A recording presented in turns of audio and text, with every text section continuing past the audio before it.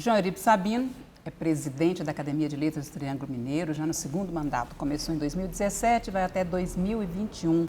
É escritor, engenheiro civil, articulista, perito judicial e muito mais. Vamos falar aqui das obras dele e também dessa atuação na presidência da Academia de Letras. Seja muito bem-vindo. É uma alegria mesmo te receber aqui na TV Câmara e fazer essa entrevista com você. Obrigado, Ivacira. Eu me sinto muito honrado por ter recebido esse convite e a Academia de Letras do Triângulo Mineiro já antecipadamente agradece, porque nós estamos numa fase de dar visibilidade para a instituição e você é uma das pessoas, uma das profissionais, das mais respeitadas da cidade e que nós devemos reverenciar, porque você também é escritora. E eu vou reservar para te fazer um convite no final desse trabalho nosso aqui, mas você já está com um pé dentro da nossa academia. Olha só. Bom, você falou em visibilidade, esse está dentro do seu programa, porque cada um tem um perfil, né? Cada presidente tem uma estrutura, uma maneira de trabalhar. Visibilidade é uma, e qual é a outra forma do João Eurípides Sabino como presidente? Bom, essa visibilidade decorreu do seguinte: nós, da diretoria, fomos fazer um planejamento e concluímos o seguinte: qual é a fórmula e a forma melhor da academia se postar diante da sociedade como uma entidade já quase com 60 anos e com um poder de penetração muito grande, porque ela atua na área da cultura, especificamente da literatura. Aí nós decidimos o seguinte: toda gestão tem um roteiro a seguir. O nosso vai ser apoiar todos os escritores acadêmicos ou não, para que se acerquem da academia. Porque a academia, Vacira, somos todos nós. Não adianta você ter uma instituição que ela lá e os escritores aqui, o povo mais ali, e isso não pode. A academia ela tem que estar dando as mãos às pessoas. Por quê? Um escritor, ao escrever sobre, digamos, um enredo voltado para o sertão, por exemplo, como é o caso de Mário Palmério, que foi um dos fundadores da nossa academia e membro dela também, ele fala um português que você conhece, tão gostoso, tão arcaico, né? Assim, tão caboclo, vamos dizer, não arcaico, um português caboclo, e isso indica que é lá no meio do povo que a academia tem que estar. Então, nós optamos por essa linha aí e está dando certo. Haja vista que tivemos uma eleição agora, para preencher 2 cadeiras. Sim. E tiveram 6 candidatos. Pois isso é um fato inédito. Aham. E como foi processar tudo isso aí? Porque é um fato inédito, né? Exatamente. As cadeiras eram do Padre Prata. Isso. E foi membro da academia, ocupou a cadeira número 4 e também a cadeira deixada vaga com a morte do acadêmico Luiz Manuel da Costa Filho, né? Com a cadeira número 18, e que foi ocupada, respectivamente, uma pela escritora Ani, Bittencourt, e a outra cadeira ocupada pelo jornalista Luiz Gonzaga de Oliveira. E esse processo aí dessa votação, de ter um trabalho mesmo de eleição, né? Sim.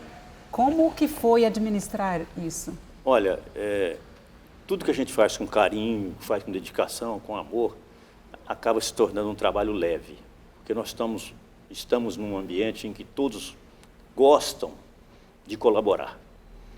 E eu contei exatamente com a colaboração dos acadêmicos e dos associados correspondentes.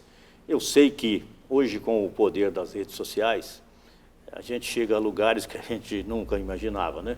Então, nós tivemos, inclusive escritores de fora de Uberaba. Isso também não é comum, que se candidataram. E isso nos faz sentir assim, um contentamento muito grande, porque a academia está sendo vista lá fora. Nós tivemos recentemente a eleição em academias próximas à nossa, em que tinha uma vaga e um candidato, né? Outra, tinham 2 vagas, tinham 3 candidatos. A nossa foram 2 vagas para 6 candidatos. Quer dizer que ela é uma entidade querida, né? Uma entidade, entre aspas, cobiçada, e isso é muito bom. Eu estou numa casa que me recebeu muito bem e eu quero fazer tudo por ela. Enquanto eu estiver respirando, eu quero fazer. Não por eu estar na presidência, não, só não.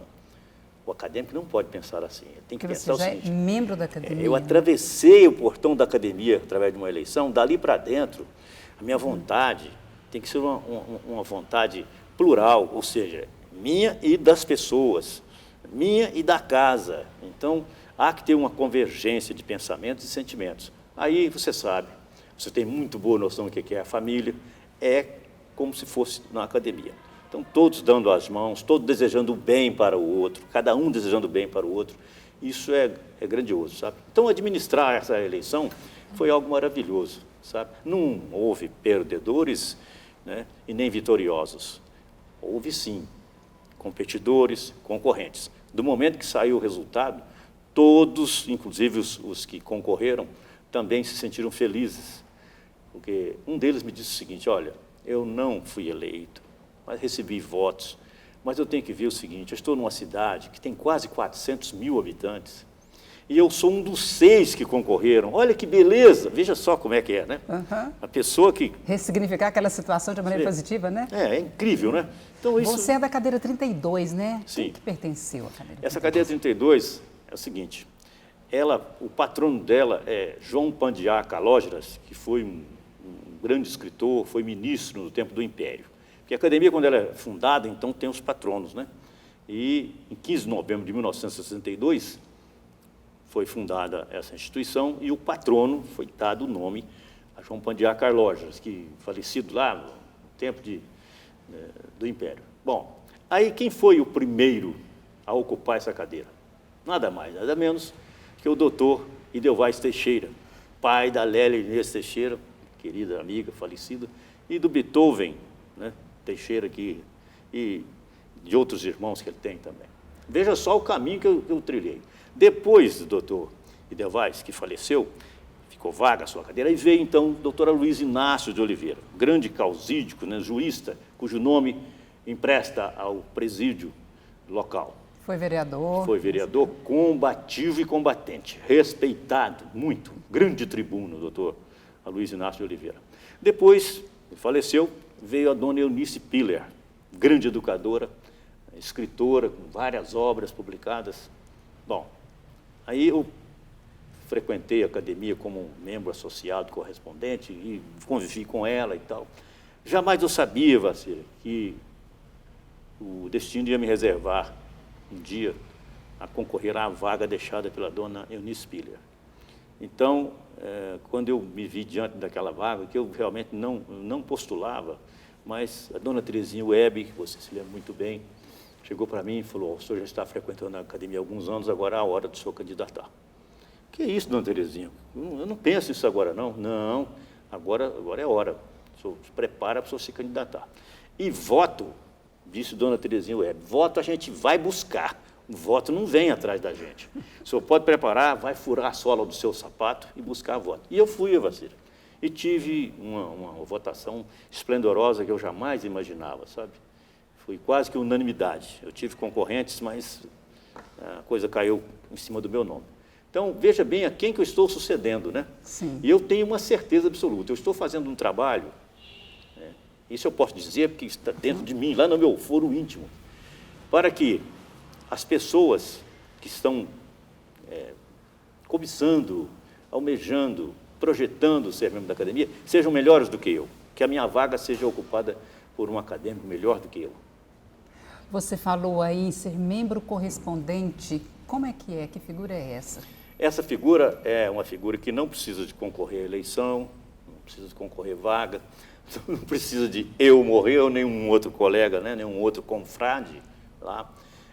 A pessoa é convidada e ela apresenta as obras que ela tem publicadas e assina um requerimento solicitando a sua entrada como associado correspondente. Ora, isso aí já é um passo que a pessoa está dando para que amanhã, ao surgir uma vaga, né, essa pessoa possa concorrer e ser membro efetivo, que é o que vocês brincam, né? Que é imortal. Imortal. Imortal. É imortal, explica aí. Eu não sei esse conceito eu do não imortal sei se para a o academia. telespectador sabe o que quer dizer imortal. Imortal é porque não tem onde cair morto, por isso que é imortal. Não é o caso da academia, viu? que vai ser perpetuado, vai ser sempre lembrado, não é? Isso nós fazemos questão de... Porque você sabe, você é escritora, você sabe disso. Quantas pessoas que às vezes fazem contato com você... Ah, Vacira, tem uma frase que você fala no seu livro e tal, e tal, e tal. Aí você, como escritora, pensava em dar um sentido àquela frase. Mas como tem uma vírgula que você mesma colocou, a pessoa lê aquela frase dando um outro sentido para a própria escritora. Falou, aquela frase eu entendi que você quis dizer isso, isso, isso, e você que escreveu deu um outro sentido. Então, aquela vírgula, você veja a importância que é. Até a vírgula, um ponto, são objetos para fazer você imortal.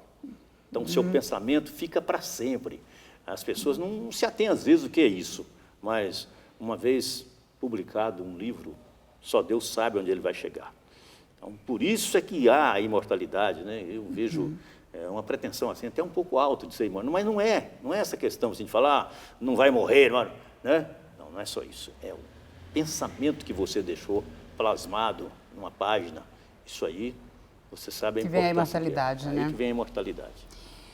Eu vejo que a Academia de Letras está muito presente nos eventos culturais e artísticos da cidade. Teve um pronunciamento seu que eu vou te fazer uma pergunta, que você disse que Uberaba é muito rica, é um celeiro de escritores e que tem, eu não sei se em média, um lançamento de livro, um escritor lançando livro por semana. É isso? Sim, você está exatamente certa com relação a esses números. Eu recebo, Evacira, todos os dias, posso dizer assim, telefonemas de pessoas, e-mail, através do WhatsApp, de Uberaba ou de fora. Ontem mesmo eu recebi um telefonema de uma editora em Belo Horizonte, perguntando se poderia lançar um livro aqui em Uberaba, se a academia podia patrocinar. Então eu disse, olha, com todo prazer, nós estamos prontos para apoiar. Evidentemente que esse patrocínio não é um patrocínio financeiro, porque a academia não dispõe desses recursos. Para ela, a situação é um pouco apertada, mas é aquele caso, não é, Vacira? O filho entra na faculdade, passa no vestibular, o pai chega para ele e fala, filho, você vai ter cama, comida e roupa lavada. A faculdade é com você. Então, o filho pula, esperneia, luta, vai e chega lá na frente e tira o diploma. Assim a academia.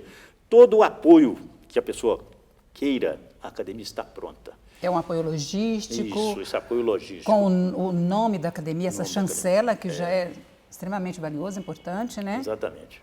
Indicar orientações também. A pessoa quer publicar um livro, aí te procura na academia, fala, preciso de orientações, por onde que eu começo? Tem essas orientações? Exatamente.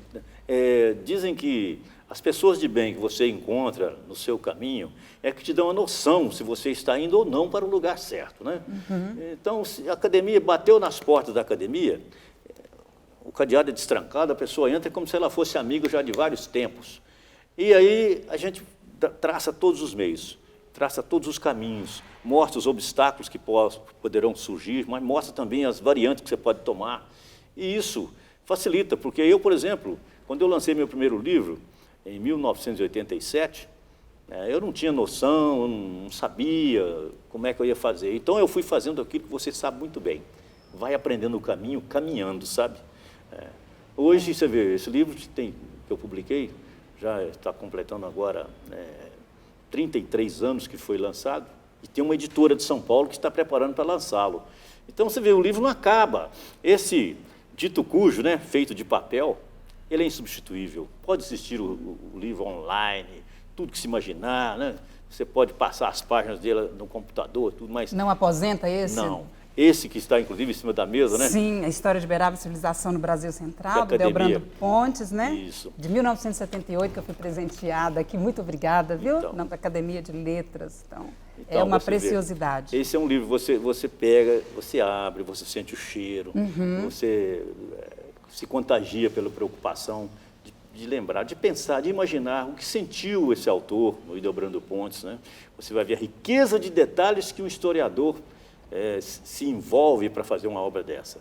Então, tem muitas obras lá, obras raras, preciosas lá dentro da academia. Tem uma biblioteca, né? Temos uma biblioteca regional e local. Por quê? Nós temos a Biblioteca Bernardo Guimarães, né, municipal, que tem quase 100 mil livros lá dentro. Ora, se a pessoa me der um livro de um escritor renomado, digamos aí um Paulo Coelho, não há dúvida, nós vamos receber na nossa academia, mas vamos transferi-lo para a biblioteca municipal. Porque nós queremos ter lá na nossa biblioteca livros de autores locais e regionais, né? Então, eu recebi recentemente um livro de desembargador do Tribunal de Justiça de Goiás. Então, ele é de Araguari, mora em Goiânia e é membro associado correspondente da nossa academia. Então, essa biblioteca é para isso. Um livro seu está lá dentro da academia, que você publicou. Amanhã um outro lança. Esses dias foi lançado o livro da escritora Júlia Goulart Castelo Goulart. Esse livro está na academia. Outro dia também foi lançado um livro da doutora Dina Lúcia Lucas, que é sobre a história de Conceição das Alagoas. A academia também abraçou a causa dela e da Júlia, e está abraçando mais uma outra agora, e para a semana que vem tem mais. Teve o Dioclésio Campos. Né? Dioclésio Campos, pois é. Que você participou do Nós fomos lá, do livro. exatamente, você fez uma cobertura maravilhosa aqui na Câmara. Então, esses escritores é que recheiam a nossa livraria. E é importante que os alunos que vão fazer hoje TCC, tese de mestrado e tal, eles têm um local mais específico para ir. Então, a academia está aberta para pesquisa? Está, exatamente. Nós temos o maior prazer de ver um aluno, às vezes, fazendo uma tese, desenvolvendo uma tese em cima de livros que nós temos na academia. Porque são livros raros, raros mesmo, entendeu? E vamos falar dos seus aqui um pouco? Você já falou aí de este primeiro livro, não falou o nome?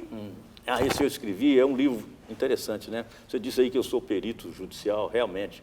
Eu dediquei nessa área 40 anos. Eu só tenho uma frustração. Aí você vai falar, você é pretensioso, hein? Mas não é. Eu gostaria que o ministro, então juiz federal, Sérgio Moro, me convocasse em Curitiba para eu trabalhar na Lava Jato. Eu gostaria, como perito. Mas deixa o tempo passar, o destino não quis, vamos lá. Mas o primeiro livro que eu publiquei foi exatamente em cima dessa área de perícia de engenharia. Ele é destinado a juízes, promotores de justiça, para engenheiros, para as partes todas envolvidas no processo, especificamente para os peritos.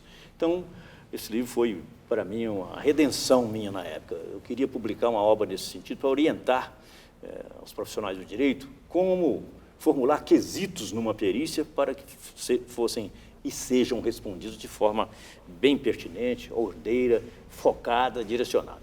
E foi um sucesso na época, e eu venho relutando para publicar esse livro, mas agora a editora falou, agora ou você vai ou então você vai, não tem saída mais. E vai reeditar. Vamos reeditar. Tem o do São Bento, o do Andarilho. Conta pra gente essa história. Olha, está a estátua lá na praça da antiga rodoviária, né? Exatamente. Meu pai trabalhava num posto às margens da rodovia. Você está notando que meu tom de voz já está mudando aqui, quando você tocou nesse assunto aí, né? E aí ele pegava essas pessoas que passavam na estrada, né? Os andarilhos, porque as pessoas confundem. O homem de rua não é andarilho, ele é homem de rua, de praça, de marquise, de viaduto. O andarilho, ele só anda na estrada. Então, esse andarilho, meu pai às vezes pegava na rodovia e levava para casa. Chega lá, o cara tomava banho lá debaixo de uma caixa d'água e tal. Aí meu pai cortava o cabelo, dava roupa e tal, dava comida e levava de novo para a rodovia. Um dia minha mãe pediu para ele não fazer isso, porque ela tinha medo de um daqueles depois voltar em casa e fazer mal para a gente. Quer dizer, ela tinha razão. Meu pai então disse para ela, falou, tá certo, eu vou te atender. Mas você guarda uma coisa que eu vou te falar. Cada andarilho que eu trago aqui em casa é um que vai estar na estrada da vida para ajudar um filho ou um neto nosso. E eu guardei essa frase e aquilo calou fundo em mim. E falei, o dia que eu puder, eu escrevo alguma coisa sobre esse homem. E escrevi. A primeira coisa que eu escrevi foi um poema sobre o andarilho. E esse poema foi publicado no Jornal da Manhã. 3 anos depois, um primo meu encontra numa festa e pergunta, e o andarilho? Eu falei, qual? Eu falei, aquele que você escreveu o poema. Eu falei, tá, sei lá onde é que anda aquilo. Por que você não escreve um livro sobre ele? Eu falei, não, é muito difícil escrever sobre o andarilho. É nada. Pega cada frase do seu poema e faz virar um capítulo. Eu, Acira, um caminhoneiro falar isso para quem está com a caneta na mão, é um chamado de atenção, um puxão de orelha. Já cheguei em casa à noite e falei, peraí, peguei o poema, olhei, andarilho e estrada, não sei o que há entre os dois. Sei que ele veio primeiro e ela logo depois. E aí eu fui dissecando o poema e fazendo capítulos. Então são 23 frases, esse poema são 23 capítulos, todos curtos, mas saiu o livro.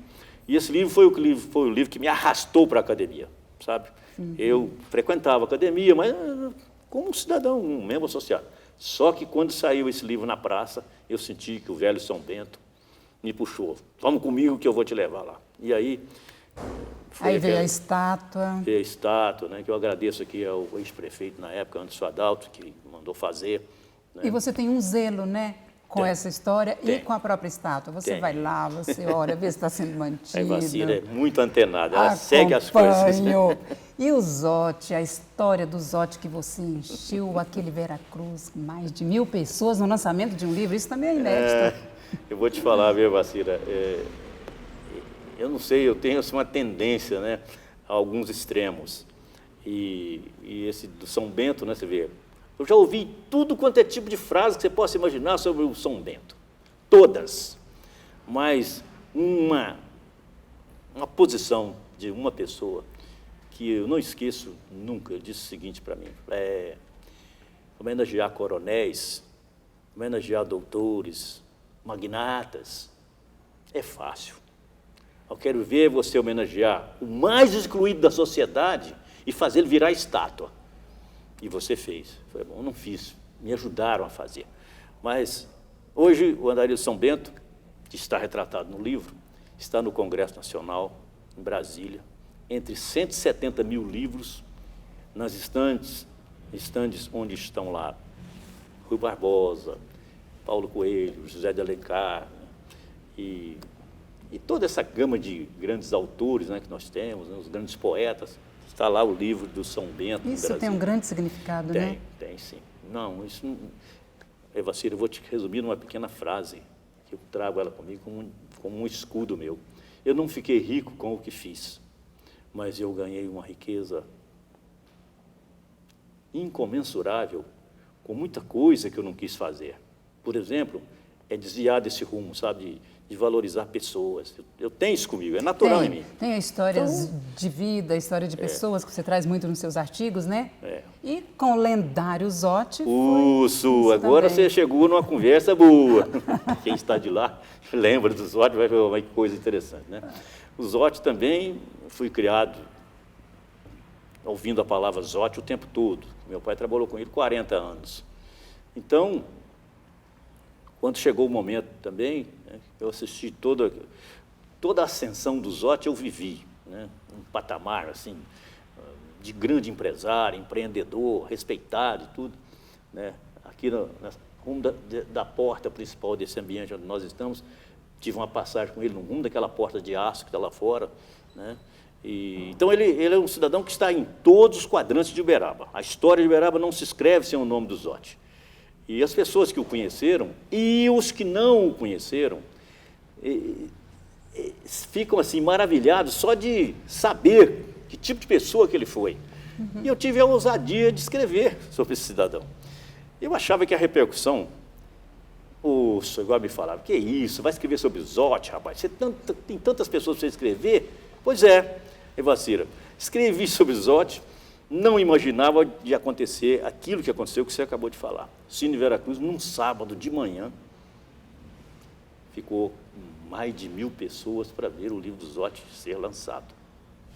Foram vendidos naquele dia 270 livros, pagos à vista, 270 livros. Isso é um fato inédito na história de Uberaba em termos de lançamento de livros, porque você vender 270 livros, na época foi um preço de R$50. E as pessoas que às vezes tiveram o desprazer de chegar lá e não encontrar mais livros.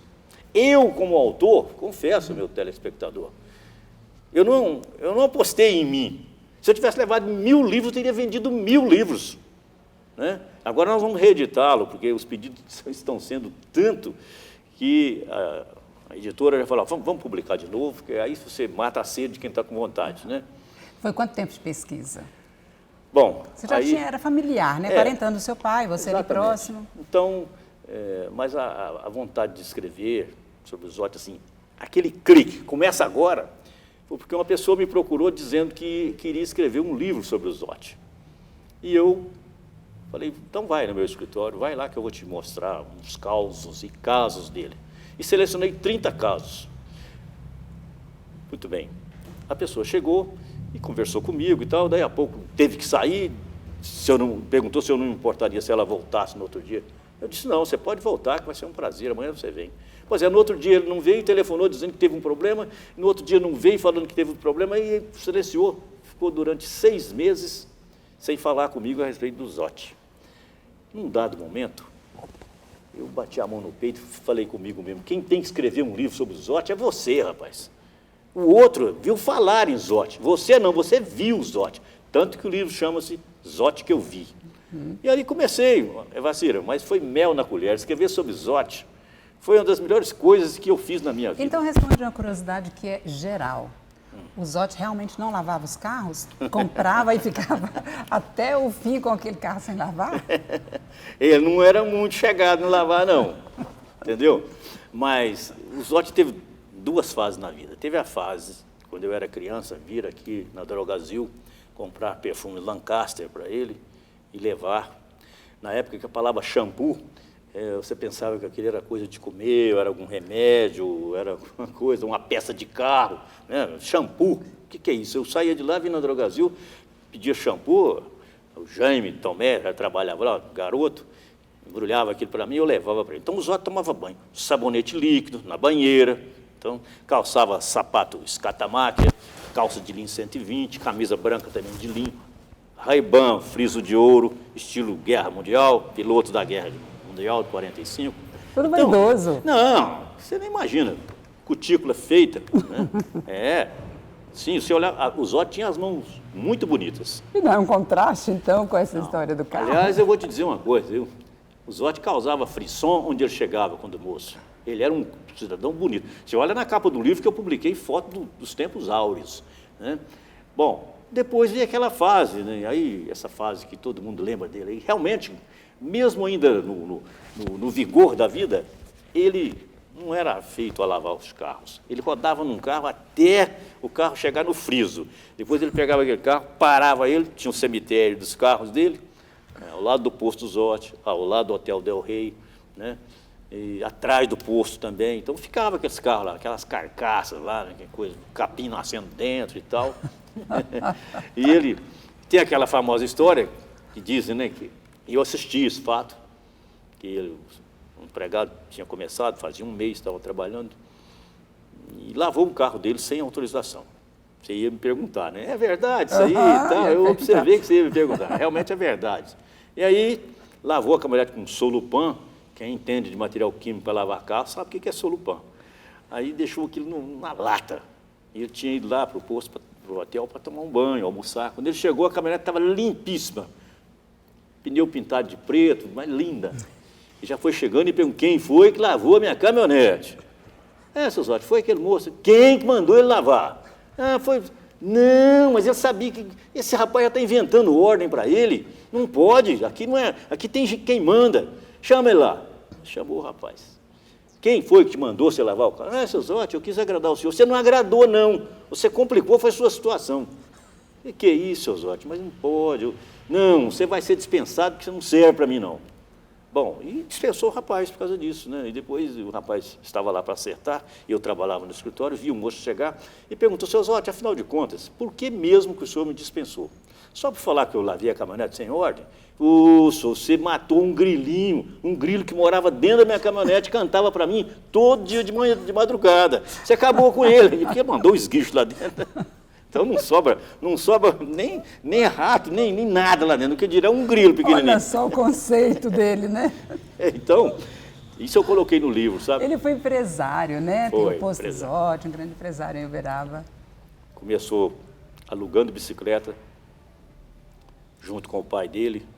Depois, ele foi expulso de casa, alugou um alpendre de uma casa e começou ali a oficininha dele alugando bicicleta. Com 2 bicicletas, ele subiu, chegou a ser dono de empresa de ônibus, dono de postos de gasolina, frota de caminhões, fazendas, né? Muito gado. Então, deixou mais de 200 imóveis. Quer dizer, uma pessoa que... E trabalhou muito. você pergunta se o Zotti sabia o que é lavagem de dinheiro, obtenção de coisas de formas ilícitas, né, desonestas. Não. O Zotti tinha suas dificuldades para acertar com as pessoas, pagar. Isso aí, ele não está no livro só pousando de herói, não. Eu mostrei esse lado difícil dele. Mas eu desafio que o Zotti tenha morrido e deixado dívida para alguém pagar para ele. Não deixou. Nós estamos quase terminando, eu quero te perguntar mais uma coisa que eu vi no pronunciamento seu. Você disse que já lançou o livro no cemitério. Que história é essa? Muito bem. Você estava no lançamento de livro e eu prestando atenção no seu discurso. Não fala nada perto dela, não, que ela cobra mesmo. Hein? Foi aquela época em que eu me posicionei contra a construção do hospital regional ao lado do cemitério. Então, eu acompanhei todo aquele episódio, inclusive aqui o plenário da Câmara foi o palco das discussões, e quando eu vi que realmente as coisas estavam contrárias à construção do hospital, e de uma semana para outra mudou tudo, passou a ser favorável, aí eu falei, gente, é o momento de escrever um livro sobre o assunto. Eu nunca corri tanto na minha vida para escrever um livro, e saiu um livro, porque sou contra a construção de um hospital. E não tinha onde lançar. O poder público, na época, não ia aceitar eu pedir um plenário da Câmara para lançar. E eu fiquei pensando, a academia, a sede não comportava na época, isso tem 10 anos, né? Bom, aí eu falei, eu vou levar esse livro para a porta do cemitério. E levei. Todas as pessoas que passavam, eu entregava um livro, a pessoa andava um pouquinho, aí via o que era aquilo, voltava para me agradecer e tal. Então existe esse livro, porque sou contra a construção de um hospital. Entendeu? Muito pertinente, que ali ao lado, né? Mas isso é muito raro, lançar um livro no cemitério. Depois entrei lá para o cemitério afora e fui distribuindo para coveiro, para gente que estava vindo terminando de enterro. Então, todo mundo... Cerca de 300 pessoas levaram o seu livro. Levaram, 300 pessoas. Hoje, se eu tiver 5, é o máximo. Olha, muito obrigada, viu, Jori Pediz, muito obrigada por estar aqui. Um agradecimento muito grande mesmo, e a gente precisa até retornar para outras pautas. Vamos. Eu me sinto muito honrado em ter participado dessa entrevista, porque você está me pegando num momento muito especial para mim, né? Nós estamos começando o ano, e esse ano de 2020 é o ano que eu vou terminar meu segundo mandato, né? Junto com a diretoria maravilhosa, né? Todos estão empenhados em um trabalho e nós vamos realizar muitas coisas juntas. E você pode estar certo que eu não vou deixar de fazer um convite a você aqui nesse momento. Nós queremos convidá-la para que você integre ao quadro de associados correspondentes da academia. Eu vou fazer chegar até você um requerimento e você assinar esse requerimento depois e nos mandar, junto com a obra sua, para a gente ter você lá como uma das nossas companheiras, confreiras, né? Nossa, você me pegou assim.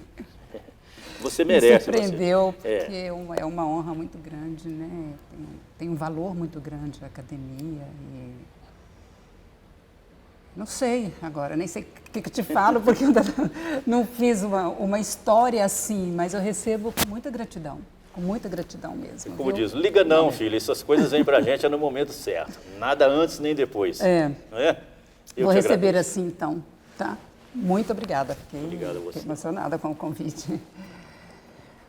E essa entrevista com o Dr. João Eurípides Sabino, você também acompanha no canal YouTube.